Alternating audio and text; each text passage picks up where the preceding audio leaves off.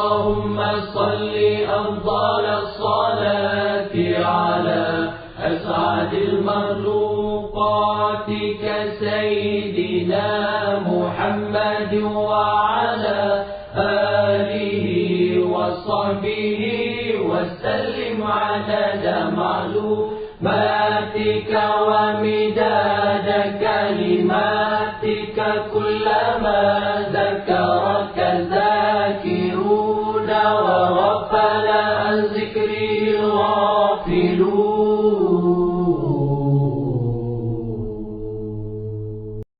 Bismillahirrahmanirrahim. Assalamualaikum warahmatullahi wabarakatuh. Alhamdulillahirrabbilalamin. Allahumma sholli wa sallim wa barik ala nabiyina Muhammad wa ala alihi wa ashabihi wa man da'a ilallahi bida'watil islam wa man tamassaka bi sunnati ala rasulihi wa man tabi'ahu bi ihsani ila yaumiddin, amma ba'd. Rabbana innana amanna faghfir lana dzunubana wa qina adzabannar. Amin amin ya rabbal alamin.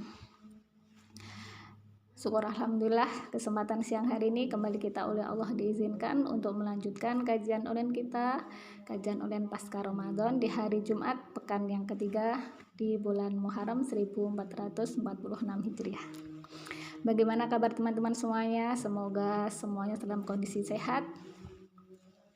Dan yang pasti semoga selalu dalam iman dan takwa kayak gitu ya. Karena itu adalah nikmat yang terbesar bagi manusia, itu adalah iman ya, mengimani Allah sebagai al-khaliqnya kayak gitu ya.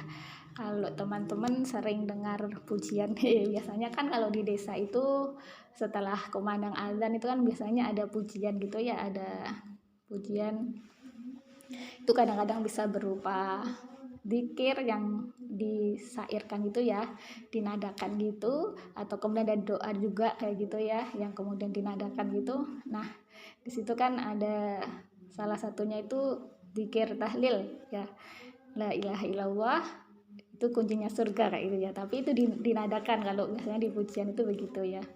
Jadi dikatakan bahwasanya la ilaha illallah itu adalah kuncinya surga, kuncinya surga, la ilaha illallah itu ya. Itu artinya apa? Itu orang yang mau mendapatkan di akhirat surga seperti itu ya, ditempatkan di surga, maka dia harus beriman kepada Allah, mengatakan bahwasanya tidak ada Tuhan kecuali Allah Subhanahu wa taala dan Nabi Muhammad adalah utusannya Allah Subhanahu wa taala kayak gitu. Jadi kalau kita oleh Allah dipilih seperti itu ya, menjadi hambanya yang beriman kepada Allah dan kemudian mengimani agama ini, itu adalah nikmat yang paling besar yang harus kita syukuri, di mana bentuk syukurnya itu kita jaga iman yang telah Allah berikan tadi itu, sehingga tidak sampai kita menjadikan kita keluar dari agama ini kayak gitu ya. Kita jaga, kita rawat, makanya kita berdoa kepada Allah supaya hati kita ya ditetapkan dalam agama ini dan juga ditetapkan dalam ketaatan kepada Allah Subhanahu wa taala. Teman-teman rahimakumullah ya, kita lanjutkan bahasan kita di hari ini. Kita akan bahas dua hal terkait dengan dosa yang dianggap biasa ya. Kita sampai poin ke-25 dan poin 26 kayak itu. Poin yang ke-25 apa? Yaitu makan uang riba, dan poin 26 adalah menyembunyikan aib barang kayak gitu. Jadi teman-teman semuanya, kita itu kan, ini langsung aja ya, kita langsung masuk ke poin yang ke-25 seperti itu ya. Kita itu kan dalam memenuhi kebutuhan kayak gitu ya, kadang-kadang kan ada barang yang sudah kita miliki seperti itu, dan kadang juga ada barang yang belum kita miliki seperti itu. Nah ketika kita belum memiliki, maka kan kemudian kita harus berupaya kayak gitu ya, atau mencari jalan seperti itu yang kemudian itu yang diridhoi oleh Allah untuk bisa mendapatkan barang tersebut seperti itu ya.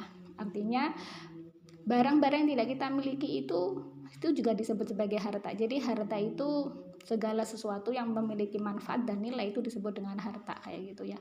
Jadi tidak harus berupa uang harta itu ya, seperti misalkan kita mau makan gitu ya, kita harus misalkan masak kayak gitu ya, kita di dapur tidak memiliki misalkan bumbu atau kemudian sayur yang akan dimasak, maka kita harus membeli barang-barang itu seperti itu. Nah terus kemudian harus melalui proses yang halal seperti itu ya, yang perolehannya, pemindahan harta itu tadi itu harus melalui jalan yang diridhoi oleh Allah Subhanahu wa taala, dan kita pun juga saling ridho. Tadi kan harta tadi itu kan awalnya bukan milik kita, misalkan tadi itu kita mau masak kayak contohnya aja, ini karena kita apa ya, biasanya perempuan aja ya kayak itu ya, kita nggak jauh-jauh dari dapur seperti itu, kita mau beli misalkan bumbu, bawang merah, bawang putih atau apa atau sayur seperti itu, kan awalnya miliknya penjual kayak gitu ya, terus kemudian harus berpindah kepada kita seperti itu. Maka perpindahan seperti ini tuh harus melalui jalan yang diridhoi oleh Allah kayak gitu ya. Dan juga harus kita saling ridho, antara yang awalnya memiliki siapa pindah ke siapa itu harus saling ridho kayak gitu ya. Jadi Allah Subhanahu wa taala itu dalam Al-Qur'an surah An-Nisa ya, ayat 29 itu Allah berfirman, A'udzubillahi minasyaitonirrajim, Bismillahirrahmanirrahim. Ya ayyuhalladzina amanu la ta'kulu amwalakum bainakum bil batili illa an takuna tijaratan an taradin minkum wa la taqtulu anfusakum innallaha kana bikum rahima. Shadaqallahul adzim. Artinya, wahai orang-orang yang beriman, janganlah kamu saling memakan harta sesamamu dengan jalan batil, tidak benar, kecuali dalam perdagangan yang berlaku atas dasar suka sama suka di antara kamu, dan janganlah kamu membunuh dirimu, sungguh Allah Maha Penyayang kepadamu. Kayak gitu. Nah, kita baca tafsirnya terkait dengan ayat An-Nisa ayat 29 ini kayak gitu. Jadi dalam ayat ini tafsir Ibnu Katsir ya teman-teman, yang ini saya ambil dari Quran Qurduba kayak itu, bukan langsung dari kitab tafsirnya kayak itu, tapi juga tafsir Ibnu Katsir tapi yang ada dalam Al-Quran Qurduba kayak gitu. Jadi dalam ayat ini Allah itu melarang hamba-hambanya yang beriman gitu. Tadi kan yang diseru ya ayyuhalladzina amanu, wahai orang-orang yang beriman itu ya. Jadi Allah melarang hamba yang beriman ya saling memakan harta di antara mereka dengan cara yang batil kayak gitu ya. Tadi kan la ta'kulu, janganlah kalian itu saling memakan amwalakum, harta-harta kalian, bainakum, di antara kalian, bil batil kayak itu. Nah kemudian batil itu contohnya apa aja, yaitu dengan cara yang tidak sesuai dengan syariat seperti riba, judi ya, dan cara-cara lain yang termasuk kategori tersebut ya. Misalkan yang lain tuh misalkan mencuri, itu kan juga nggak boleh ya, jadi jalan-jalan batil. Atau kemudian menipu, wah itu juga tidak boleh, itu jalan-jalan batil untuk mendapatkan harta tadi itu kayak gitu. Nah terus kemudian firman-Nya Allah, kecuali dalam perdagangan yang berlaku atas dasar suka sama suka di antara kamu kayak itu. Penggalan ayat ini memunculkan pengertian, yaitu bahwasanya Allah itu berfirman, seolah-olah Allah berfirman, janganlah kalian berusaha mencari harta dengan cara yang diharamkan, tetapi carilah harta dengan cara yang diakui syariat, yaitu perdagangan yang berlandaskan suka sama suka antara si pembeli dan si penjual. Lakukanlah hal itu dan carilah sebab-sebab diperolehnya harta, seperti itu. Terus kemudian firman Allah, dan janganlah kamu membunuh dirimu, maksudnya apa? Janganlah membunuh diri kamu sendiri dengan melakukan hal-hal yang diharamkan ya, yang diharamkan oleh Allah Subhanahu wa taala. Contohnya tadi itu, yaitu dengan cara batil tadi itu, memperoleh harta dengan cara batil. Tadi contohkan adalah riba, judi, mencuri dan lain sebagainya kayak gitu. Jadi ini dasarnya jelas ya, bahwasanya kita memperoleh harta dari pihak lain pindah kepada kita itu harus melalui jalan yang dibolehkan oleh syariat, bukan dengan jalan batil, dan juga harus antaro dimingkum, saling ridho di antara dua orang yang melakukan transaksi tadi itu. Nah ternyata teman-teman, riba itu termasuk jalan yang batil untuk memperoleh harta seperti itu ya. Makanya kemudian memakan riba itu termasuk satu hal yang diharamkan. Dalam Quran surah Al-Baqarah ayat 275 itu Allah sudah berfirman ya, wa halallahul bai'a wa harramar riba ya, sesungguhnya Allah itu menghalalkan jual beli dan mengharamkan riba kayak gitu ya. Jadi riba itu haram ya. Kalau riba haram berarti memakan harta riba juga haram gitu ya. Jadi riba itu sebenarnya ini teman-teman, penambahan harta melalui jalan eksploitasi ya. Jadi artinya itu mengeksploitasi orang lain karena dia kan nggak kerja kayak gitu ya. Dia nggak kerja tapi dia dapat tambahan uang kayak gitu ya. Dari ya tadi mengeksploitasi orang lain seperti itu ya. Dalam Quran surah Ali Imran sebagaimana dalam slide itu ya, ayat 130 itu Allah berfirman, a'udzubillahi minasyaitonirrajim, bismillahirrahmanirrahim, ya ayyuhalladzina amanu la ta'kulur riba ad'afan mudha'afatan wattaqullaha la'allakum tuflihun. Artinya, wahai orang-orang yang beriman, janganlah kamu memakan riba dengan berlipat ganda dan bertakwalah kepada Allah agar kamu beruntung. Dalam tafsir Ibnu Katsir, dalam Quran tafsir Ibnu Katsir ya, saya baca itu dijelaskan bahwasanya maksud riba at'afa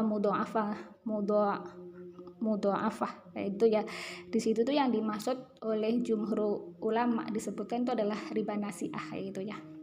Jadi riba nasi'ah itu riba yang itu memang sudah disyaratkan ketika di awal akadnya seperti itu ya. Jadi misalkan gini teman-teman, misalkan teman-teman itu ya jangan teman-teman lah, contohnya misalkan ada orang kayak gitu ya, ada si A itu punya harta, kemudian si B itu membutuhkan, misalkan punya harta uang kayak gitu ya, kemudian si B ini membutuhkan uang seperti itu untuk memenuhi kebutuhannya kayak gitu ya. Kemudian si B ini pinjam ke si A, kata dia itu yang punya uang banyak tadi itu. Terus kemudian si A itu meminjami kepada si B, kemudian di waktu terjadinya akad itu si A mengatakan, kamu saya pinjamin uang sekian kayak gitu ya, nanti kembalinya misalkan utangnya 1 juta kayak gitu ya. Terus kemudian dia mengatakan nanti kembaliannya 1.500.000 misalkan begitu ya. Atau kemudian praktek di bank itu kan ketika misalkan ada orang-orang pinjam ke bank, itu kan sudah dijelaskan oleh pihak bank ya bahwasanya ribanya, bunganya per bulannya sekian persen. Nah itu riba nasi'ah kayak gitu ya. Jadi itu contoh riba nasi'ah. Nah itu haram kayak gitu ya. Dan praktek-praktek sekarang seperti itu banyak kayak gitu loh. Dan yang sangat tambah semakin menyeramkan kayak gitu ya, itu tuh aktivitas riba seperti ini tuh diketahui dan saling rela kayak gitu ya. Jadi pihak yang menghutangi tadi itu ya dia secara belak-belakan memang memberikan riba, yang mensyaratkan adanya riba tambahan kayak gitu, dan sedangkan orang yang berhutang pun ya rela juga kayak gitu dan tuh. Jadi Masya Allah kayak itu ya. Jadi suatu keharaman yang di situ saling diterima oleh masing-masing pihak. Na'udzubillahi min dzalik ya, semoga kita oleh Allah dilindungi dari hal yang demikian. Ya memang kenapa sekarang saat ini menjamur ya bank apa ya, kalau di desa-desa itu biasanya bank retail gitu ya, yang keliling-keliling rumah itu malah menawar-nawarkan hutang-hutang seperti itu ya kepada masyarakat kecil seperti itu. Kemudian kalau bank juga bank konvensional itu yang secara terbuka juga menyampaikan berapa bunganya dan sebagainya seperti itu. Nah memang kenapa praktek-praktek seperti ini bisa legal seperti itu ya, karena memang sistem kita saat ini bukan sistem ekonomi Islam kayak gitu ya. Maksudnya bangunan negara kita seperti itu kan berdasarkan pada Pancasila kayak itu ya, bukan berdasarkan pada syariah Islam kayak gitu. Jadi maka kemudian praktek-praktek ribawi itu tetap ada kayak gitu. Malah kemudian pada akhirnya gimana ya, dikembalikan kepada personal kita masing-masing kayak gitu loh ya. Kalau tahu itu haram ya jangan dilakukan kayak gitu loh. Tapi kemudian kemampuan iman seseorang dalam kondisi yang saat ini ekonomi serba sulit, harga-harga serba mahal kayak gitu ya, kadang-kadang jalan riba pun diterak seperti itu ya, karena memang ya dipaksa oleh suatu kondisi. Kalau nggak hutang nggak bisa mencukupi kebutuhan, nggak bisa menyekolahkan anak dan seterusnya itu, dan sedangkan sistemnya ya membolehkan seandainya negara itu nggak membolehkan, itu sebenarnya bisa aja kayak gitu, meskipun dalam kondisi seperti ini bisa. Kenapa? Karena memang negara itu punya kekuatan kayak gitu ya untuk kemudian menerapkan suatu aturan tertentu yang di situ harus ditaati oleh rakyatnya, seperti itu ya. Jadi kita kembali lagi ya teman-teman ya. Jadi biar tidak terlalu lebar banget nanti pembahasannya, bahwasanya orang-orang yang memakan riba itu oleh Allah diancam dengan ancaman yang sangat berat teman-teman ya. Jadi Allah itu, saya bacakan dalam ayat Al-Baqarah ayat 275 ya. A'udzubillahi minasyaitonirrajim. Bismillahirrahmanirrahim. Alladzina ya'kuluna riba la yaqumuna illa kama yaqumul ladzi yatakhabbathu syaitanu minal mas ya. Dzalika bi annahum qalu innamal bai'u mithlur riba wa halallahu al-bai'a wa harramar riba. Faman ja'ahu mau'idatun mir rabbih fantaha falahu ma salaf wa amruhu ilallah wa man 'ada fa ulaika ashabun nar hum fiha khalidun. Artinya orang-orang yang memakan riba tidak dapat berdiri melainkan seperti berdirinya orang yang kemasukan setan karena gila. Yang demikian itu karena mereka berkata bahwa jual beli itu sama dengan riba, padahal Allah telah menghalalkan jual beli dan mengharamkan riba. Barang siapa mendapat peringatan dari Tuhannya lalu dia berhenti, maka apa yang telah diperolehnya dahulu menjadi miliknya dan urusannya terserah kepada Allah. Barang siapa mengulangi, maka mereka itu penghuni neraka, mereka kekal di dalamnya kayak gitu. Dalam tafsir Ibnu Katsir kayak gitu ya, dijelaskan maksudnya alladzina ya'kulur riba la yaqumu illa kama yaqumul ladzina yatakhabbatus syaitanu minal mas, itu dijelaskan dalam tafsir Ibnu Katsir, orang-orang yang memakan riba tidak dapat berdiri melainkan seperti berdirinya orang yang kemasukan setan karena gila. Dengan kata lain, tidak sekali-kali mereka yang bangkit dari kuburnya pada hari kiamat nanti melainkan seperti orang gila yang terbangun pada saat mendapat tekanan penyakit dan setan merasukinya. Insya Allah ya, jadi nanti dia akan dibangkitkan dari kuburnya seperti orang gila ya, yang mendapat tekanan penyakit dan setan merasukinya itu. Hal ini menunjukkan bahwa kondisi mereka pada saat itu sangat buruk sekali. Kita berlindung kepada Allah Subhanahu wa taala ya dari praktek riba. Nah, lalu bagaimana teman-teman kalau misalkan teman-teman punya tabungan di bank ribawi seperti itu ya? Itu salah satu caranya adalah mengenolkan bunganya kayak gitu ya. Jadi teman-teman jangan terima bunganya itu dinolkan gitu. Ada kok bank-bank yang mau menerima akad seperti itu. Jadi atau nabung aja di bank syariah itu yang wadiah itu enggak ada, itu bagi hasilnya juga enggak ada kayak gitu ya. Kalau di bank-bank konvensional ya hendaklah dinolkan kayak gitu ya. Karena misalkan apa ya, kalau tetap itu campur ya, jadi itu ya riba kayak gitu ya, dan itu haram seperti itu kayak gitu ya. Dan uang riba itu harus dikembalikan kepada pemiliknya kalau diketahui lah. Kalau teman-teman nabung di bank itu mana mungkin akan dikembalikan kepada pemiliknya. Uang itu berkumpul banyak sekali orang di situ dan sumbernya dari berbagai macam orang, dan itu kan nggak mungkin dikembalikan. Kecuali kalau misalkan hutang personal kayak gitu, yaitu masih diketahui siapa yang memakan riba, siapa yang mengambilnya kan diketahui. Tapi kalau di bank kan sangat sulit sekali seperti itu ya. Jadi ya gitulah, Masya Allah teman-teman ya. Semoga suatu saat kayak gitu ya, syariat Islam ini tidak hanya berhenti pada individu seperti itu ya penerapannya, tapi bisa sampai kepada struktur negara seperti itu, sehingga semuanya itu aman dari riba kayak gitu ya. Nah, ini akan saya tambahkan ya teman-teman hadis dari Rasulullah SAW terkait dengan pemakan riba kayak gitu ya. Dari Samroh bin Jundub radhiyallahu an, ia berkata, Nabi SAW bersabda, pada suatu malam aku melihat dalam mimpiku dua orang menemuiku, lalu keduanya membawaku keluar menuju tanah suci. Kemudian kami berangkat hingga tiba di suatu sungai yang airnya berasal dari darah.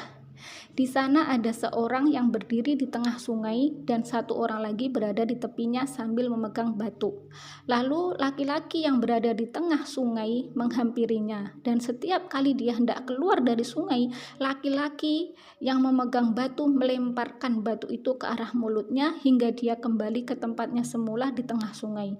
Dan demikianlah seterusnya, setiap kali dia hendak keluar dari sungai, ia dilempari dengan batu sehingga kembali ke tempatnya semula.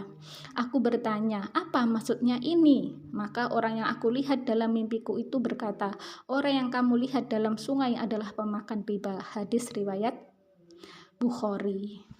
Masya Allah, jadi ini hadisnya hadis yang sahih, diriwayatkan oleh Bukhari, teman-teman.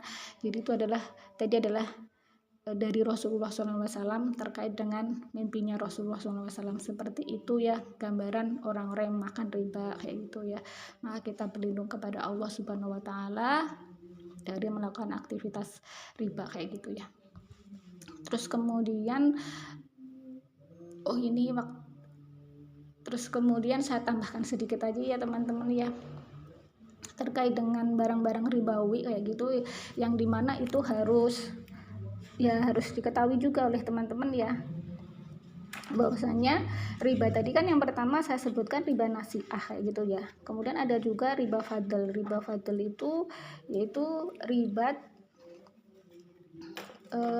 ada tambahan. Jadi misalkan gini, riba fadl itu contohnya teman-teman tukar uang 100.000 kertas ditukar dengan uang receh misalnya gitu ya, terus kemudian minta tambahan kayak gitu ya. Jadi tukernya 100 tapi minta tambahannya itu 105.000, 110.000 kayak gitu ya. Maka tambahannya tadi itu riba kayak gitu ya. Itu. Jadi pada barang-barang yang ribawi ada gandum, terus kemudian kurma ya, terus kemudian garam kayak gitu ya, itu harus dibayar tunai kayak gitu ya, dan kemudian harus sama beratnya kayak gitu. Jadi kalau misalkan teman-teman beli garam nih kayak gitu atau kemudian gandum, kan kita seringnya kalau ibu-ibu itu kan ya seputar itu, atau kurma kayak itu yang ada di sekitar kita. Kalau kayak jewawut dan lain-lain itu kan nggak ada ya, maksudnya kita jarang lah menemui hal itu termasuk barang-barang ribawi. Kalau kita beli barang-barang itu maka harus tunai, dan kalau ditukar itu harus sama ukurannya kayak gitu, sehingga kita tidak terkena riba fadl seperti itu. Nah itu terkait dengan riba ya teman-teman ya. Masya Allah, ternyata waktunya sudah kurang 8 menit dan saya harus menyampaikan satu lagi. Gak apa-apa ya, kita tetap lanjutkan aja. Nah yang berikutnya adalah menyembunyikan aib barang. Ini poin yang dosa yang ke-26 ya. Jadi teman-teman, tadi kan kita sudah mengetahui bahwasanya dalam perdagangan itu harus saling ridho kayak gitu ya. Nah dalam perdagangan itu kan ada pihak pembeli, ada pihak penjual kayak gitu. Nah pembeli dan penjual itu dalam Islam itu tidak harus orangnya sama muslim. Jadi misalkan teman-teman berjual beli dengan orang non muslim itu juga boleh kayak gitu ya. Yang penting dia sehat akalnya kayak gitu ya, tidak dalam kondisi gila kayak gitu ya. Terus maka boleh aja seperti itu dilakukan, jual beli dengan non muslim pun boleh kayak gitu. Nah kalau mau tahu bagaimana orang pedagang seperti itu ya, yaitu bisa membaca kisahnya Rasulullah ketika dia jadi seorang pedagang, bagaimana sehingga sampai beliau itu mendapatkan gelar Al-Amin, yang terpercaya, sidik ya, jujur kayak gitu ya. Jadi itu salah satu sifat-sifat yang harus dimiliki oleh para pedagang seperti itu. Nah dalam perdagangan itu kayak gitu ya, itu kan pasti ada barang yang diperdagangkan kayak gitu ya. Nah barang yang diperdagangkan ini seperti itu harus benar-benar miliknya si penjual seperti itu. Nggak boleh kemudian melakukan jual beli dengan barang yang belum menjadi miliknya seperti itu. Jadi harus miliknya penjual kayak gitu, dan barangnya ada kayak gitu ya.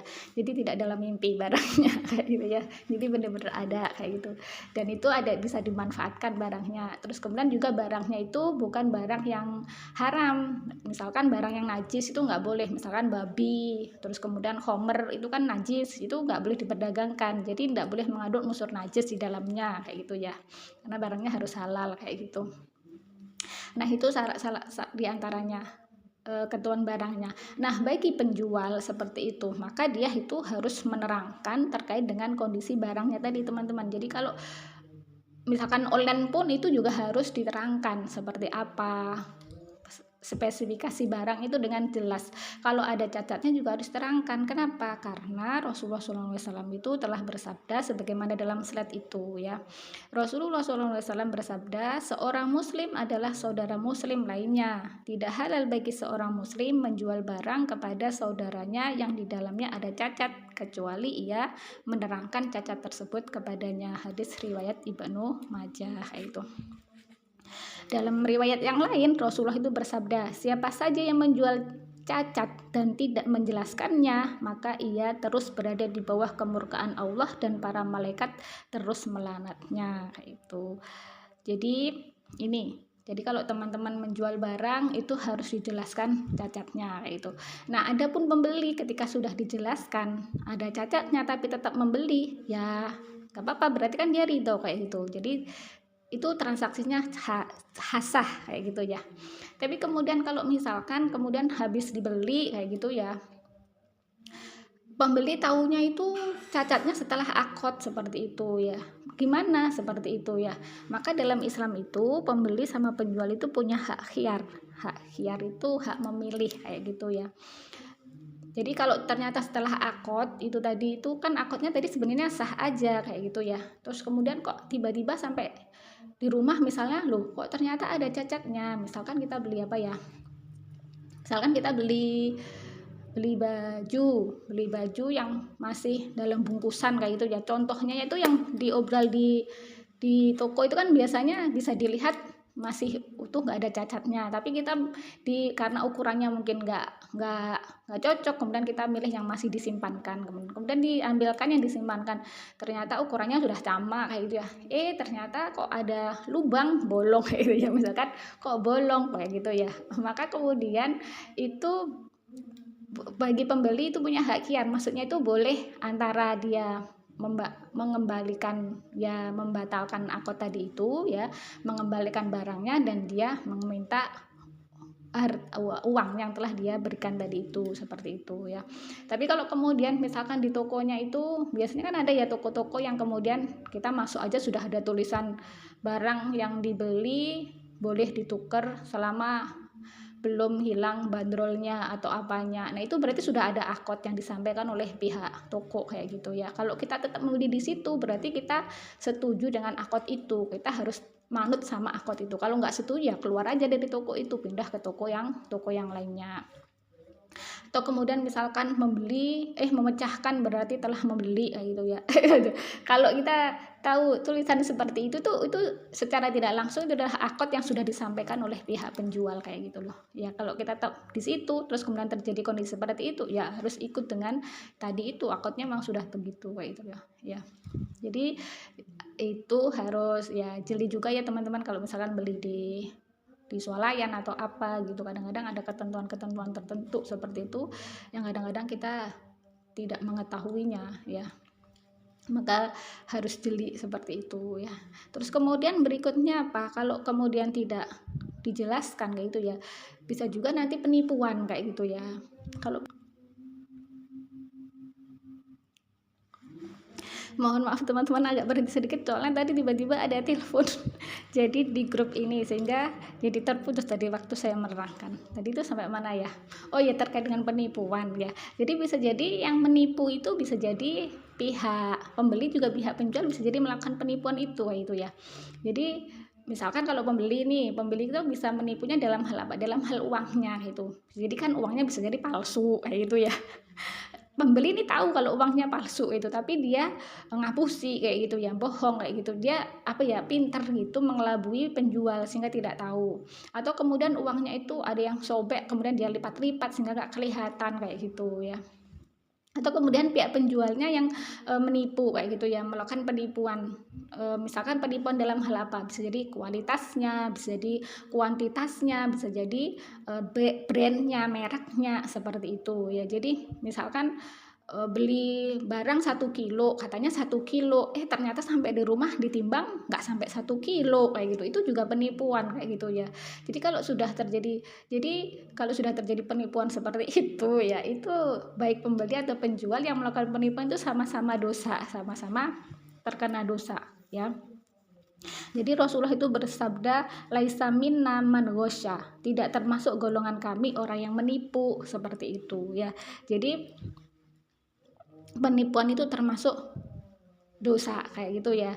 Nah, kalau misalkan kita ditipu seperti itu gimana? Ya sama, kita punya hak kiar ya, punya hak pilih untuk tetap untuk membatalkan akad tadi itu, atau kemudian kita ya ridho aja. Maksudnya kita tahu ditipu, misalkan tadi itu timbangannya nggak genep 1 kilo kayak gitu ya. Tapi kemudian kita halah ya wes lah nggak apa-apa. Ya itu berarti kita ridho. Kalau nggak kita ridho maka ya balik aja ke tokonya. Kemudian kita bisa mengembalikan barang tadi itu ya, membatalkan akad berarti ya kayak gitu, atau kita ridho seperti itu. Jadi pilihannya mengembalikannya ya, atau kemudian kita ridho seperti itu ya. Jadi itu terkait dengan penipuan. Kemudian demikian pula kalau penjual ini yang malah susah, kalau ditipu dari uang, pembelinya dari mana-mana kayak gitu, nggak tahu rumahnya siapa tadi itu ya, nggak tahu, iya akhirnya penjual yang malah ruginya banyak kalau terkait ditipu dalam bentuk uang, karena yang datang ke tokonya dia itu kan jadi banyak sekali dan dia nggak tahu siapa yang tadi yang ngasih uang palsu tadi itu, seperti itu. Nah, jadi itu ya teman-teman terkait dengan penipuan, baik pembeli atau penjual yang menipu itu sama-sama dosa seperti itu ya. Dan mohon maaf ini sudah kelewat dari jam 2, maka berarti kajian kita akhiri sampai di sini ya teman-teman ya.